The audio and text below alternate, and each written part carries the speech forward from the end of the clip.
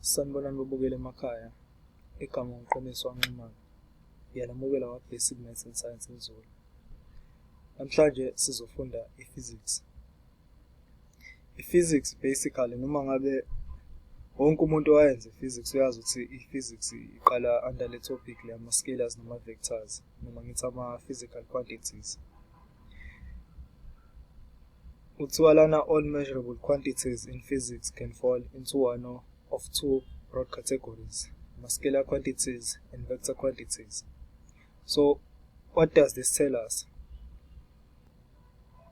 So kahle lento lena isitshela ukuthi noma ngabe yini esikwazi ukuyimeasure, it can be categorized noma singakwazi ukuyibeka under those two broad categories. Lo bese sibonile ukuthi ama-vectors nama-scalars.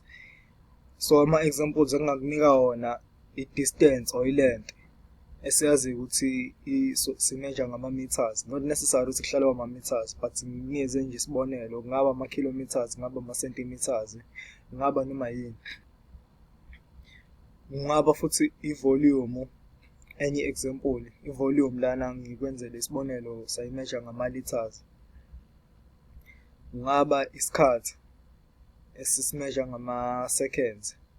So kahle noma ngabe yini esikwazi ukuyikala la, singakwazi ukuthi siyi-category.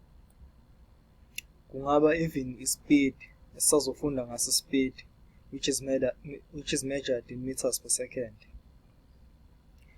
Okay, but yini i-scalar and what is i-vector? Ama-scalars ama-physical quantities that has a magnitude. The word magnitude kahle lisho usize, meaning noma ngabe yini physical quantity eno size only sibiza ngokuthi leyo nto leyo i-scale ifola under scalar leyo nto leyo. Lana no extra information such as i-direction is required to specify them, meaning as soon as nginikeza usize wento then awusadingi ukwazi i-direction.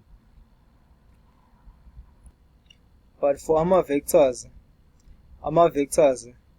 are physical quantities that have a magnitude. Bese ngisho that magnitude isho usize and a direction. So kahle lana i-direction ibalekile to specify them. Ama-vectors kumele sibe ne-direction, not only kumele sibe no-size but also its direction. Ama-examples esinawo under these two physical quantities. Okay, asike sibukeni nali i-table lama examples. Okay, under ma-scalars sine distance. I-distance sikhuluma kahle ngebanga lapho. Isibonelo lana ngithe I walk for 10 meters when I go to school. So kahle uyeza ukuthi inkulumo yami sengiqedile lana uma ngithi mina I walk for 100 meters when I go to school. So into ephelele leyo, akudingi ukuthi ngize ngikutshele i-direction.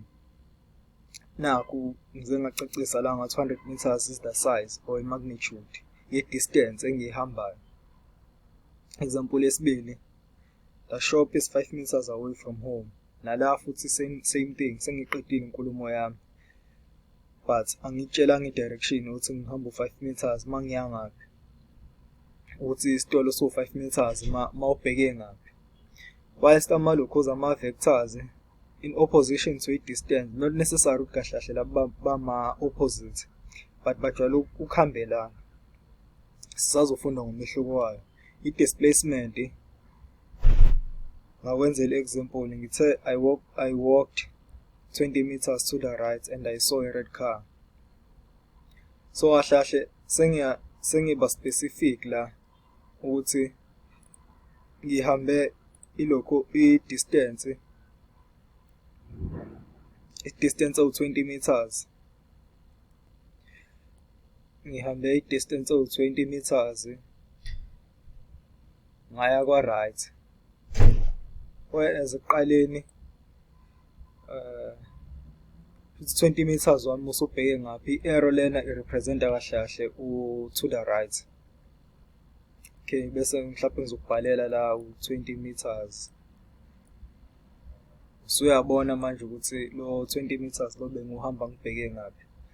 Unlike la bekade ngikutshela khona ukuthi I walk for 100 meters when I go to school.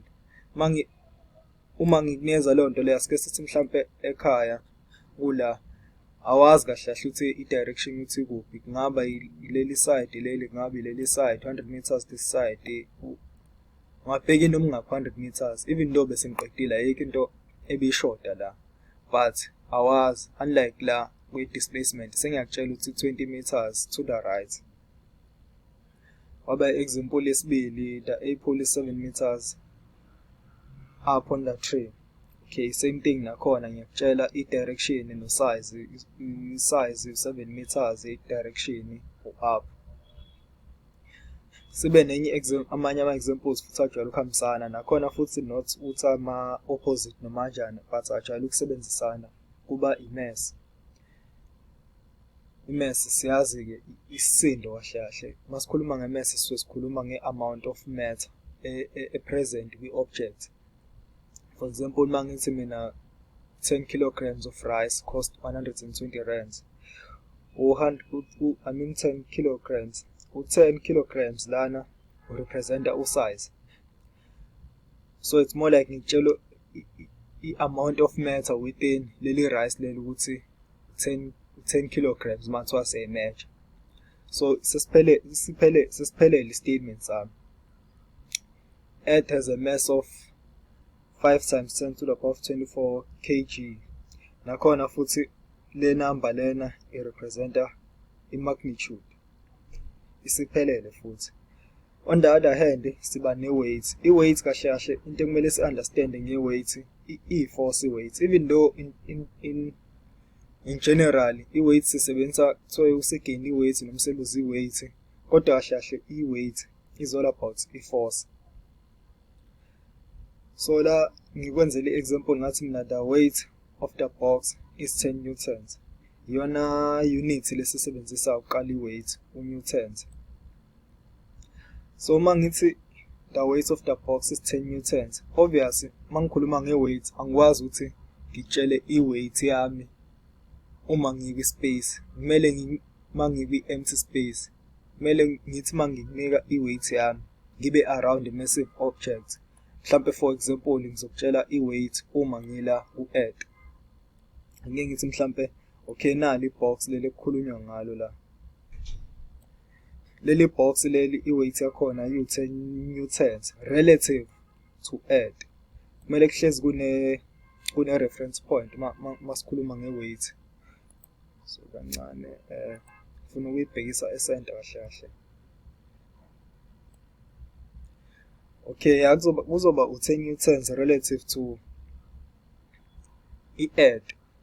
Because njoba ngithi u-10 newtons ngisho la ku-earth, uma sengiya kwenye i-bigger body noma i-planet noma ngabe i-star noma ngabe yini, then i-weight yami izoshintsha even though i-mass can be the same. Mhlampe le box lena ingaba u1 kg.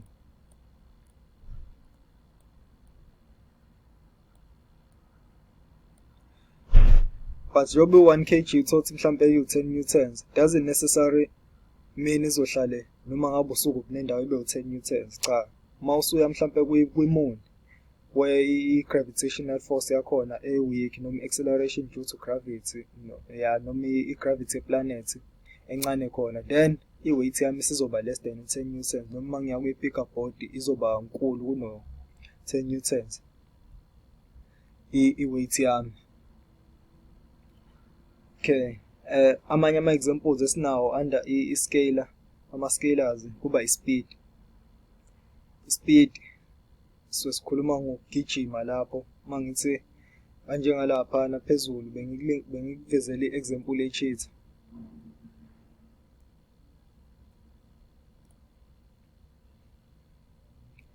Nansi lana i-cheetah iyagijima ngespeed esithile in meters per second. Awudingi ukuthi uzwazi i-direction mawuthi sikhuluma nge-speed. Akubalekile ukuthi uzwazi i-direction ukuthi le cheetah lena igijima iyanga.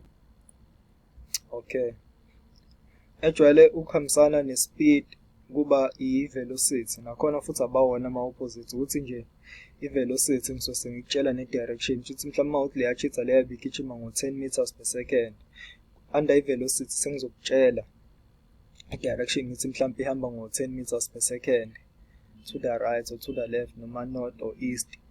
Okay, siphinde sibe ne-energy. I-energy nayo futhi mangitshela ngithi mhlawumbe u-10 kilojoules, ngeke ngize ngikwazi nokunika ne-direction.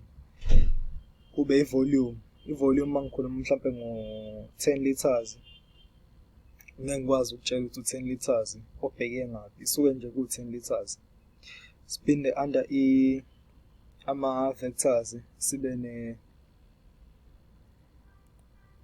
under ama-vectors siphinde sibe ne-force.